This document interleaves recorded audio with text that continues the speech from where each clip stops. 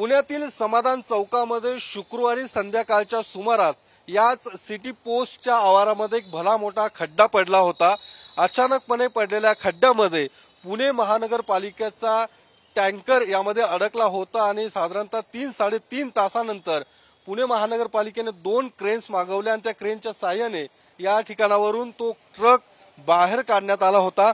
शुक्रवारची ही घटना आहे, मात्र आता 2 दिवस उलटूनही हा खड्डा जैसे थे आपल्याला या ठिकाणी पाहायला मिळतो। कारण हा खड्डा आता नेमका बुजवायचा कोणी या संदर्भात प्रशासनामध्ये एकमेकांमध्ये वादविवाद सुरू झाल्याचं पाहायला मिळतंय। पुणे महानगरपालिका आमची जबाबदारी नसल्याचं सांगते, तर दुसरीकडे बांधकाम विभागावरती ही जबाबदारी झटकली जाते। पुणे मेट्रोकडे सुद्धा बोट दाखवले जातात, मात्र 2 दिवस उलटूनही खड्डा जैसे थे आपल्याला या ठिकाणी पाहायला मिळतोय।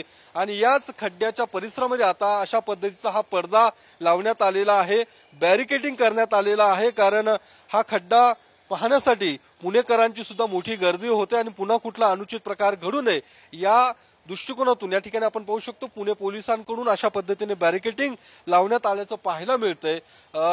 या ठिकाणी जुनी विहीर असल्याचं पुणे महानगरपालिकेकडून सांगितलं जातंय आणि त्या विहिरीवरचं जे बांधकाम आहे ते कमकुवत असल्यामुळे खचलं आणि त्यामुळे हा ट्रक या खड्ड्यामध्ये पडला।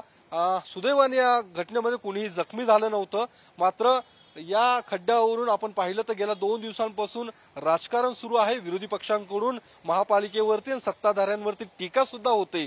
मात्र या सगळ्या प्रकरणामध्ये आता खड्डा नेमका कोण बुजवणार याकडे प्रशासन एकमेकांवरती टोलवाटोलवी करताना आपल्याला पाहायला मिळतंय।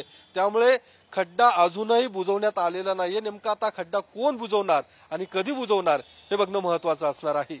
कॅमेरामन सुशांत राऊत सम योगेश बोरसे, TV9 मराठी, पुणे।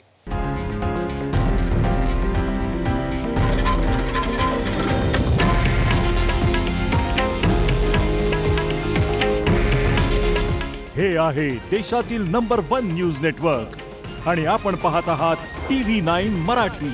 काळजी तुमची, हित महाराष्ट्राचं।